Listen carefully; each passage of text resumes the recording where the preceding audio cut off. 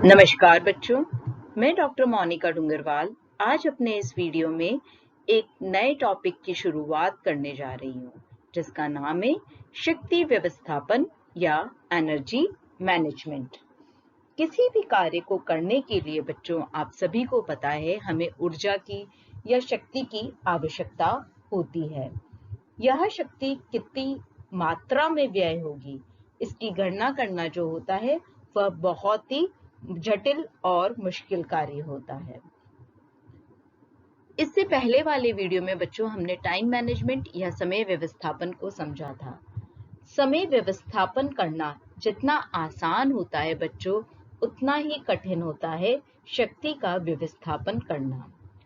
समय के अनुसार बच्चों हम लोग कार्य की योजना बना सकते हैं, मगर कार्य के संपादन में कितनी ऊर्जा की या कितनी शक्ति की आवश्यकता होगी, कितनी शक्ति व्यय होगी, इसका आकलन करना, उसका कैलकुलेशन करना इतना आसान नहीं होता है, क्योंकि कोई व्यक्ति यह नहीं जानता है कि वह जब यह पर्टिकुलर कार्य करेगा तो इसके लिए कितनी ऊर्जा आवश्यक है या कितनी शक्ति की आवश्यकता होगी। तो आज के इस वीडियो में हम बात कर रहे हैं शक्ति व्यवस्थापन किसे कहा जाता है। शक्ति व्यवस्थापन यानी कि एनर्जी मैनेजमेंट। अभी इससे पहले वाली स्लाइड में मैंने आपको बताया बच्चों कि विभिन्न क्रियाएं जो हम करते हैं, भले ही वो घरेलू क्रियाएं हो या दूसरी तरह की क्रियाएं हो, उसमें कुछ न कुछ मात्रा में ऊर्जा की आवश्यकता होती है। हमें कुछ न कुछ अमाउंट में ऊर्जा रिक्वायर्ड होती है। ये तो बात हुई कि हम जो भी कार्य कर रहे हैं उसमें ऊर्जा की आवश्यकता है। दूसरी बात ये होती है कि जो हम क्रियाएं करते हैं, विभिन्न घरेलू क्रियाएं हो या कोई भी क्रियाएं हो, उनको संपन्न करने में विभिन्न व्यक्तियों में या गृहिणियों में की जो कार्य क्षमता है उनमें भी भिन्नता पाई जाती है। यानी कि हर व्यक्ति की जो कैपेबिलिटी है विभिन्न कार्यों को करने की, उसमें जो है भिन्नता होती है। यानी कि एक व्यक्ति जो है जिस कार्य को जितनी अधिक सरलता से, सहजता से, सुगमता से या तीव्रता से करता है, वही कार्य हो सकता है कि जो दूसरा व्यक्ति कर रहा है उसको करने में कठिनाई आए या वो कठिनाई को महसूस करे। इतना ही नहीं, कई बार कई व्यक्ति जो होते हैं वो कुछ कार्यों को कर पाने में अपने आप को असमर्थ महसूस करते हैं कि वह यह कार्य तो कर ही नहीं सकते हैं। ये जो व्यक्ति की कार्य क्षमता है बच्चों, यह उनकी शारीरिक व मानसिक संरचना पर निर्भर करती है, उनकी भौगोलिक स्थितियों पर निर्भर करती है, साथ में वातावरण पर भी निर्भर करती है। इस तरीके से कई सारे कारक होते हैं जो कि व्यक्ति की कार्य क्षमता को प्रभावित करने का कार्य करते हैं। बच्चों, दिन या सप्ताह में कई बार कुछ समय ऐसा भी आता है जब गृहिणी को एक साथ कई सारे कार्य को निपटाना होता है, यानी एक समय पर अनेक काम को करना होता है। उस समय उसका कार्यभार अधिक होता है। इसके विपरीत दिन में कई बार ऐसा समय भी आता है जब गृहिणी को कम काम करना पड़ता है या उसका जो कार्यभार होता है उस समय पर कम होता है। यानी कि यह दिन में भी हो सकता है, हर दिन में, जैसे कि हमने पहले वाले वीडियोस में भी समझा था। मॉर्निंग के समय पर गृहिणी के पास अधिक कार्य होता है क्योंकि बच्चा स्कूल भी जाता है, हस्बैंड ऑफिस जाते हैं, बड़े बूढ़े लोग हैं, तो उनको भी चीजों की आवश्यकता होती है जो कि गृहिणी को निपटानी होती है। इसी तरीके से कई बार वीक में ऐसा समय आता है, पाक्षिक में आता है या मासिक में आता है या वार्षिक में, इस तरीके से कुछ इस तरह का समय आता है जब उसको अधिक वर्कलोड निभाना पड़ता है। तो अब हम जो समय व्यवस्थापन के साथ साथ शक्ति व्यवस्थापन की बात कर रहे हैं, तो इसको जब हम समझते हैं तो समय व्यवस्थापन की अपेक्षा शक्ति का व्यवस्थापन करना जो होता है बच्चों, वो अधिक कठिन, मुश्किल और जटिल कार्य होता है। परंतु जब भी हम शक्ति का व्यवस्थापन करते हैं तो उसमें लक्ष्य प्राप्ति जो है वह मुख्य उद्देश्य होता है उसका। यानी लक्ष्य प्राप्ति के उद्देश्य से शक्ति व्यवस्थापन किया जाना चाहिए। कई कार्यों में कम और कई कार्यों में अधिक शक्ति की या हम कहें ऊर्जा की आवश्यकता होती है। कार्य सुविधाजनक एवं संतोषजनक तरीके से किया जाए और थकान भी अधिक नहीं हो, हमें ऐसा प्रयास किया जाना चाहिए या किया जाता है। यानी हम इस तरीके से कार्य करें कि वह कार्य आराम से हो, वो हमें सेटिस्फैक्शन दे साथ में, और उस व्यक्ति को थकान भी नहीं महसूस हो। यानी शक्ति व्यवस्थापन से तात्पर्य होता है सुविधाजनक एवं संतोषजनक तरीके से कार्य को संपन्न करना ताकि थकान उत्पन्न नहीं हो। साथ में गृहिणी या कार्यकर्ता को मनोरंजन, विश्राम, साथ में अन्य क्रियाकलापों के लिए उसकी शक्ति बची रहे। किसी काम को करने में कितनी शक्ति व्यय होगी, यह उस कार्य को करने के ढंग पर भी निर्भर करती है। जब भी शक्ति का व्यय होता है बच्चों, तो थकावट महसूस होती है, और थकावट का अर्थ उस स्थिति से होता है जब व्यक्ति की जो कार्य क्षमता होती है उसमें कमी आ जाती है। अब वो उतनी कैपेसिटी से या उस कैपेबिलिटी से अन्य कार्य नहीं कर पाता है। अतः इस प्रकार से बनानी चाहिए ताकि बिना थके, कम शक्ति व्यय किए अधिकतम कार्यों को संपन्न किया जा सके। यहाँ पर जो बच्चों हम थकान की बात कर रहे हैं वो नेक्स्ट वीडियो में डिटेल में समझेंगे। अभी हम केवल बेसिक जो है शक्ति व्यवस्थापन की उसकी बात कर रहे हैं। अब हम बात कर रहे हैं ग्रह क्रियाओं की विभिन्न क्रियाओं का शक्ति मूल्य, यानी कि energy cost of different home making activities. बच्चों, गृहिणी को प्रतिदिन विभिन्न क्रियाओं को निपटाना होता है। कुछ घरेलू क्रियाएं अत्यधिक थका देने वाली होती है। मांसपेशियों का तनाव को बनाए रखने, शारीरिक मुद्रा स्थिति को स्वाभाविक बनाए रखने तथा अंतर क्रियाएं जैसे कि श्वसन की क्रिया है, रक्त परिसंचरण है, इनको संपन्न करने में भी कुछ मात्रा में ऊर्जा का व्यय होता है।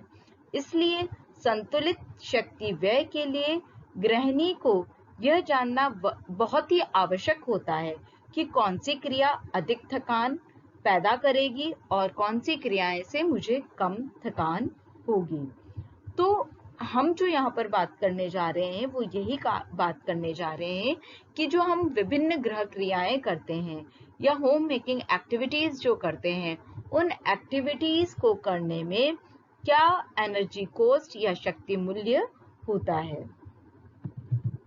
तो सबसे पहले हम बात कर रहे हैं विभिन्न प्रयासों को निम्न वर्गों में विभाजित किया गया। उसमें सबसे पहले सर्वप्रथम है आपका मानसिक प्रयास या मेंटल एफर्ट। बच्चों, हम कोई भी कार्य करते हैं, स्पेशली यहाँ पर हम बार बार घरेलू क्रियाओं की बात कर रहे हैं, तो इनको संपन्न करने के लिए न केवल शारीरिक प्रयास यानी कि फिजिकल एफर्ट की जरूरत होती है, बल्कि मानसिक प्रयास भी करने पड़ते हैं। जैसे कई बार डिसीजन लेने हैं तो सोचना, विचारना, तर्क करना, निर्णय करना, आयोजन करना, परिवार के साथ डिस्कशन या वार्तालाप करना आदि। ये सभी जो कार्य है ये मानसिक प्रयास या मेंटल एफर्ट्स होते हैं।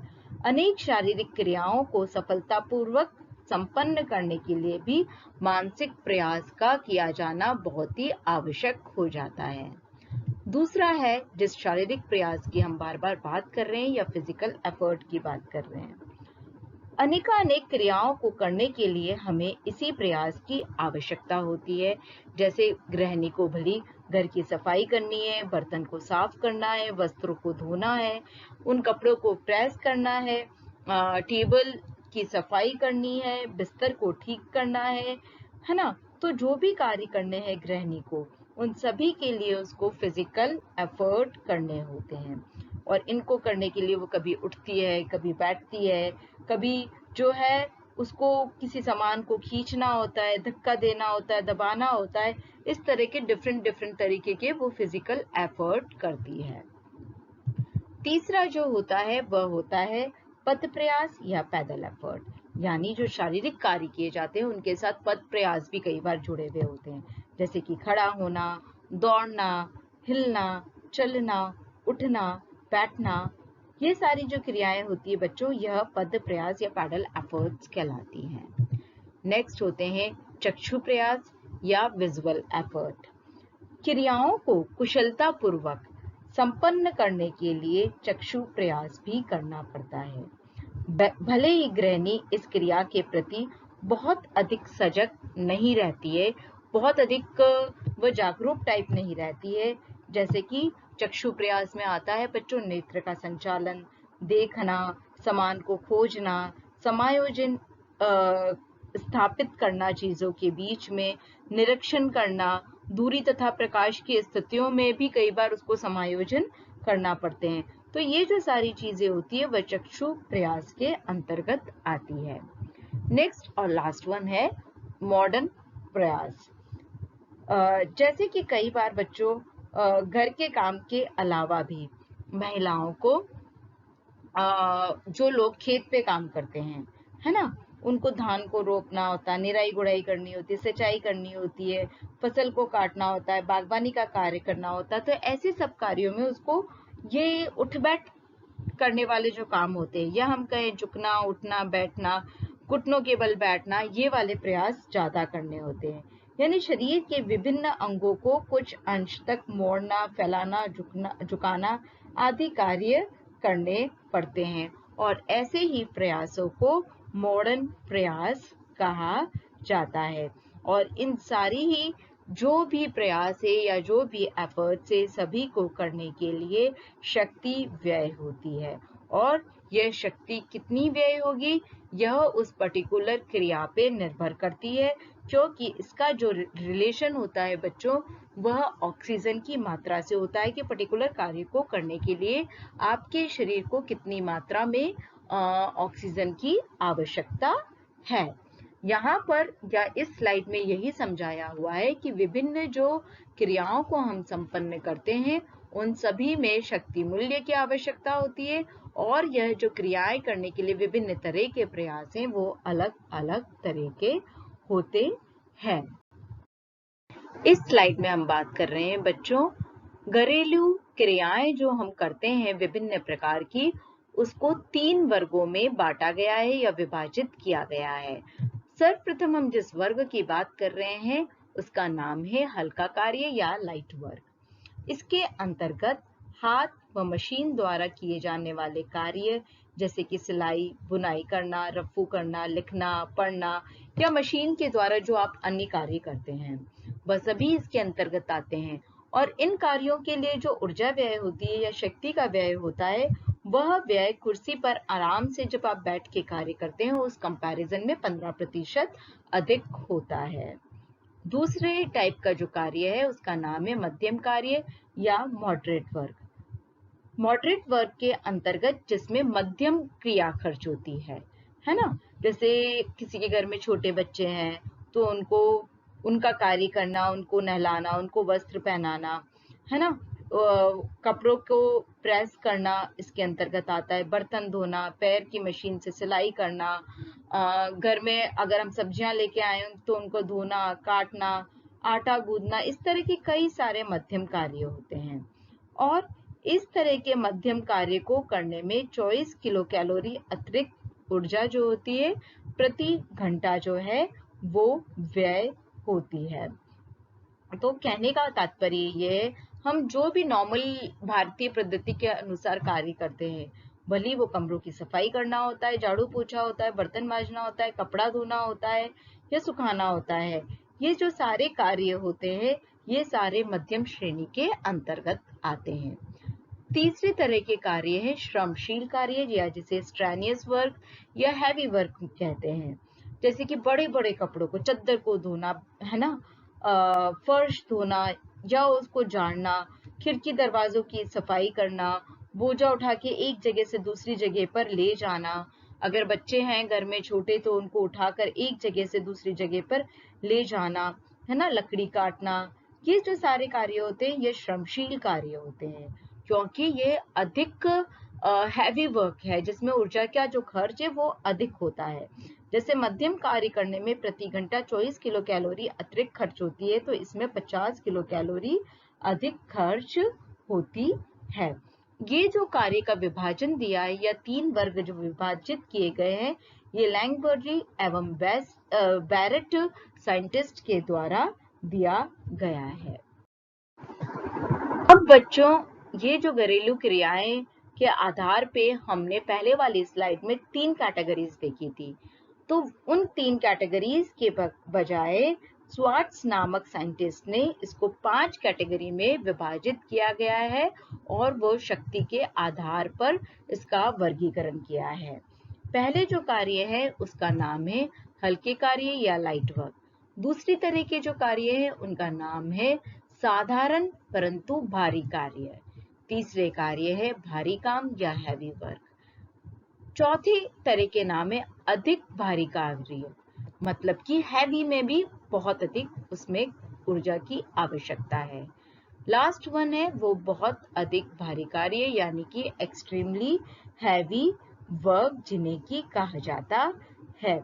अगर इसमें हम ऊर्जा खर्च की बात करें तो अगर इसका हम देखते हैं कि विश्राम अवस्था यानी जब आप आराम कर रहे होते हैं तो उससे अधिक जो ऊर्जा व्यय हो रहा है तो वो कितना % हो रहा है। तो जो हल्के कार्य होते हैं उसमें 100% से कम होता है। साधारण भारी कार्य यानी मॉडरेट हैवी वर्क में 100 से 150% ऊर्जा व्यय होता है। भारी कार्य में 150 to 200% होता है। फोर्थ जो कैटेगरी है अधिक भारी कार्य या वेरी हैवी वर्क, इसके अंतर्गत 200 से 300% ऊर्जा व्यय होता है। और बहुत अधिक यानी एक्सट्रीमली जो हैवी वर्क है इसमें आपका 300 से अधिक ऊर्जा व्यय होता है। बच्चों, आज जो हमने इस पूरे वीडियो में बात की है वह शक्ति व्यवस्थापन क्या है उसकी बेसिक बातें की है। मतलब कि हमने बिल्कुल नॉर्मल बात की है कि किसे कहते हैं, क्रियाओं को, घरेलू क्रियाओं को कितने प्रकार में विभाजित किया है, साथ में जो घरेलू क्रियाएं हैं उनके क्या विभिन्न प्रयास हैं, जैसे कि मानसिक, शारीरिक, पद, चक्षु, मोड़न। तो इन सारी बेसिक जानकारियों को हमने प्राप्त किया है। इसके साथ ही आज का जो ये वीडियो है यह यहीं पर समाप्त होता है। थैंक यू बच्चों।